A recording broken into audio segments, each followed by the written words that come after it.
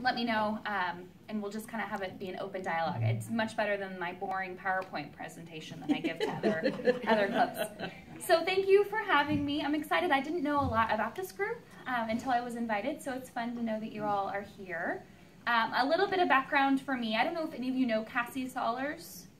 Does anyone know Cassie Solers? Okay, you do. So she retired back in March. She was the executive director of the McMinnville Downtown Association, and I took over for her.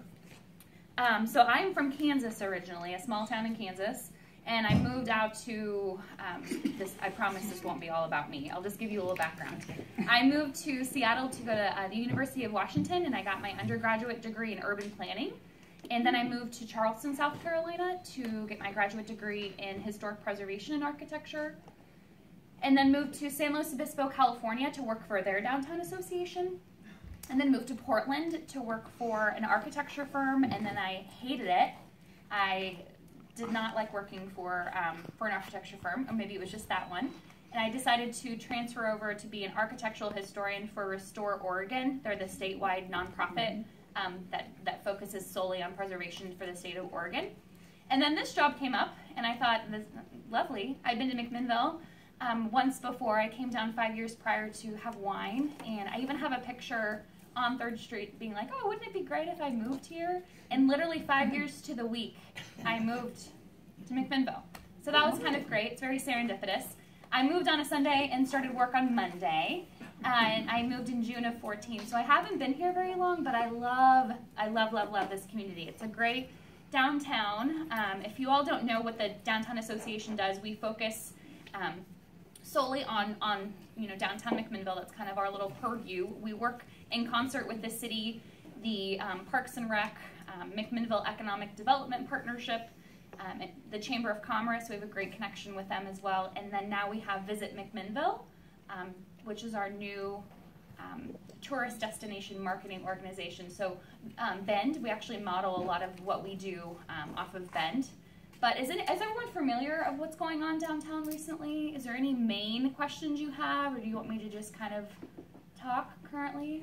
There's a rumor that Jackson, who's moving in big time, is going to have a restaurant and tasting room downtown. Yeah. So let's get these rumors out. Yeah. So Jackson Family Wines, I'm sure you all have heard, have not the business but the family. The Jackson family bought the Taylordale Hardware building. So the 2nd floor is now apartments. They'll probably be at some point converting those into a corporate apartment. So when their family comes up to visit, or if they have clients, someone will stay on that 2nd floor.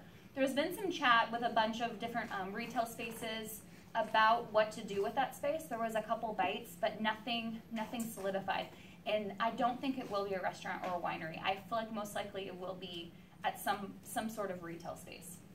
Good. So, Good. Which is right. That's also that's a huge thing of downtown, is we have 17 tasting rooms within walking distance of downtown. Is that all? And there's 83 wineries in Yamhill County. It's a lot. I mean, it's a lot going on. So how do we grow? How do we stay diversified? I love that I can go get a book, and I can go to 3rd Street Books, and I love that the post office is downtown. It needs to be a living, breathing downtown. It's actually, I just went to the chamber dinner last night, and my boyfriend and I, we couldn't find a pair of shoes for him to save our lives because there's no men's clothing stores downtown. So it's definitely on our radar. Exactly. Yeah. There's no. So we just really want to make sure that when we do grow, and I know things shift, and JCPenney's was there for so long, and that was such a great cornerstone business. Things are just different now, and that's okay. The ebbs and flows, but really to make sure that we're staying. It needs to be a living, breathing downtown. You need to go downtown to go shopping. It shouldn't just be a tourist place. It shouldn't just be a place you go for a fancy, dinner and then you don't go downtown at all. So that's our main focus. There's a lot of other things going on. There's a new Alpine District. Is everyone familiar with kind of where the grain station is?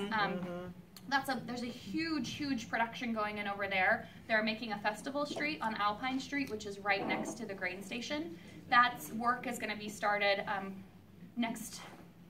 Ideally, the bids are going out, but ideally by next summer. So that'll be great. That's going to be a 4-block festival street. When I say festival street, it means no curbs. You very much can move street furniture out. It's going to be kind of a craft fair place, very much a a walking boulevard. The plans look really phenomenal, but just trying to encourage people to make that connection from 3rd Street, because let's be honest, or maybe this is just me and I feel bad saying this because it's downtown. When I get to Ray's Auto, Thai Country, right there on Galloway and 3rd, Bistro Maison, you kind of feel if you keep going east that you're kind of out of downtown. You kind of want to turn around and be like, ah. So we really want to make sure that connectivity right there by the veterinary clinic, when you take a left and go to Elizabeth Chambers, we really want to make that L just a great walking path. You know, right now you have to walk over the railroad tracks. It's not pleasant. Our Christmas twinkle lights don't go that far. It just kind of feels like everything stops. So that's a big thing we're focusing on, because we're moving. We're expanding. We're getting bigger. Properties are interested on 4th Street, and they're interested in places on 1st Street for the first time. It's always just been 3rd Street. So that's great. That's good. We're growing. Is somebody addressing the parking issue? Yes. Now, two major issues we're working on is parking and the homeless transient population. Is the two, and I wish there was a magical solution for both of those. So I sit on the Urban Renewal Advisory Committee for the city, and we basically decide, what's the next 20 years going to look like, downtown. So our major initiative after this, Alpine was the first major project, done, check that off the list. That project's moving forward. So what do we do now? We decided parking. So we're hiring consultants. They're going to come in and basically say, first off, has anyone ever parked in the parking structure? It's kind of scary. Yeah, it is. So we want to make it more friendly. The lighting has to be so much better. I don't feel safe going in there by myself. As a female, I don't. So we're definitely addressing that issue, and it's close. I mean, that parking structure is not far from 3rd Street. I would probably park there if I felt like it was something a little bit more safe. We're also working on wayfinding, which is basically signage. I don't know about you, but when I first moved here, I was driving down Adams, driving south, as if you're going towards the library and down towards Walgreens, and I was looking over at the library and completely missed 3rd Street. I had no idea that, bye. That's the historic district. So we're really working on making sure that people know where things are located. 0.2 miles to the library, 0.4 miles to the parking structure, that sort of thing. So that's a huge connectivity piece, but parking's the biggest one, especially since the city had to, under federal laws, where a lot of handicap parking had to go in recently. I don't know if you all kind of noticed the past year. There was like 40 different parking spots that went in. They had to. It's a federal regulation, but it felt like a lot. I mean, there's times I get excited. I see a little spot, and I'm like, oh, it's handicap parking. I can't park there. And I feel like they're never used, but they are, and I'm sure it's just a perception for me. But that's our biggest issue. So keep that in mind. I don't know if we're going to be... I don't know what that's going to look like. Of building a new... Absolutely. Where do we put it, right? So Ray's Auto was up for sale for a while. We thought, perfect spot, right? We could do a private-public partnership. First floor retail could be a nice little plaza kind of out front. First floor shops, and then second, third floor parking. Makes sense. It would be a nice mixed-use area. That's still on the table. Something to think about. So it's definitely on the radar. In the world of cities, everything moves so slowly.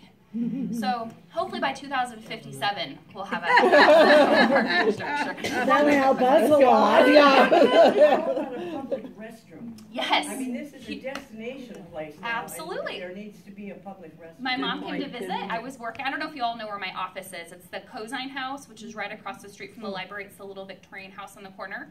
She came and visited, and I was working, and she's from Kansas, and she's like, I'm just going to walk up and down the streets. And she actually came back. She's like, can I use the bathroom? I don't know where to go to the bathroom. And I didn't realize, oh my gosh, you're right, Mom. Like, where would you? I know where they are because I have friends that work at Mes Amis, or I have friends that work at the Sage, and I can, of course, ask them. But she felt like since she hadn't purchased something at those stores, that she couldn't ask them. I see. And that's a problem. That's a really big problem, especially when we have events for farmers market. I don't want to use a porta potty. And then, so we actually thought nobody uses, I don't know, maybe I'm assuming, but I would never walk all the way to City Park and use those public restrooms. It's too far off. There's definitely some issues over there with some transient population doing things in there that I would be a little scared of as well. So we're looking into locations for that too. It's a lot of things happening, especially with Visit McMinnville and having that new transient occupancy tax. We have a lot more money. And what that means is, are you all familiar with the hotel tax? Okay, a lot of cities have it. We finally got it approved. That's why Visit McMinnville is here. So that's how they're funded. So basically, in the city of McMinnville, you stay the night in a hotel, and so that tax is on that goes into a pool of money. Right now, they get about $500,000 a year on from people just staying overnight in McMinnville. So Airbnbs, anything that's less than a month stay, all of that money, even over out at the Evergreen, there's kind of like the little RV park, even those get a tax on them. So all that money goes into a funnel, and then basically that money has to be used to market McMinnville. Has to be. So what does that look like? The first year they decided, let's do some ad buys, let's make sure that we're in Sunset Magazine, that sort of thing. That's all great, but now it's time to do infrastructure. We're bringing all these people here, and what do we do with them? Thank you, but you can't use the restroom, and there's nowhere to park. So it's definitely on our radar. And I don't even want to say radar. It's literally to-do list number one. So I wish I had like site plans for you, but we're just not quite there yet. And then with the homeless population, that's an issue as well. We will be working on a no smoking ordinance downtown. And I know that kind of seems like, why would we do that? But to be very honest with you, you would be surprised what issues are eliminated when you have a no smoking ordinance in downtowns. It's been proven, and there's been a lot of people who there is a no smoking 20 feet out from your doorstep, and I can't tell you how many people are sitting at those little kiosks, those little benches on 3rd Street, and just smoking all day long, which is fine.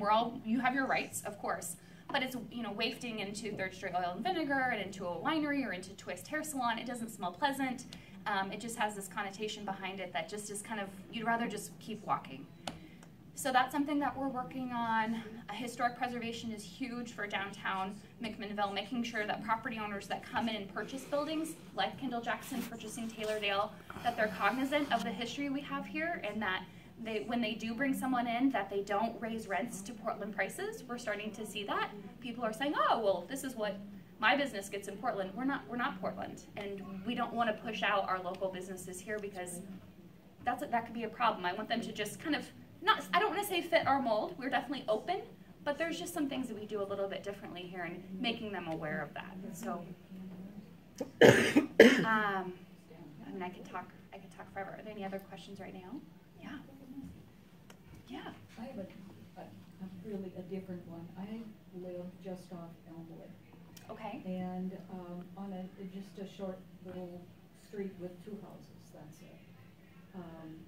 And our neighbors rented their home out to an assisted living situation. And now I notice that there is a couple of homeless people that are staying there overnight. I just wondered what kind of arrangement that is. Yeah, they're staying, so it's actually occupied? The building is? So it's not, are they staying like in the backyard? No, they're staying inside the assisted living with the other people there. I think there's an arrangement where they have to leave at a certain time in the morning and they can't come back until evening or something. Until it gets dark. It's just to stay there. Just to stay. And we're running into that more often than you'd realize because there's not a lot of places for them to go. And I think, I'm trying to think. I'm not in planning, of course, and I know. I mean, my background is in urban planning, but I don't know our codes here.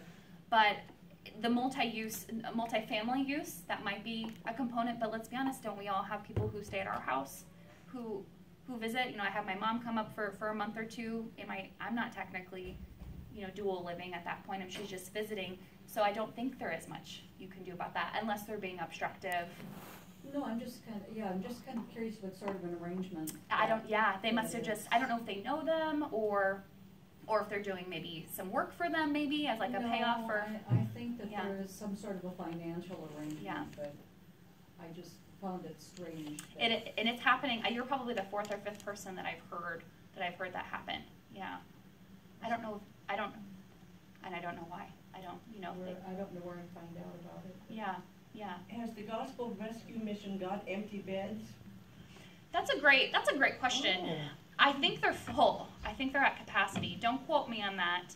And things definitely had to shift. I mean, there for a while, we had such a great turnout, and all the churches and the community programs around here really embraced that. And then they all kind of took a step back a year later and said, okay, did we create something that we couldn't handle? Did we bring these people here and provide these beds and provide these services, and now we can't maintain those? So people were hearing about it and coming, which is fine, but then we were quickly at overcapacity. So I think they're kind of taking a step back from that too and saying, how are we going to be more sustainable, and how can we serve that population? But serving them not to where they stay, serving them to where they get back on their feet and progress and move out. And I think that they were seeing where they were just staying, and it was kind of a stagnant process. But don't quote me on that. That's just what I've been reading from them. And if you all know of someone, maybe you can inform me better on that. But that was definitely the impression that we got. Yeah, people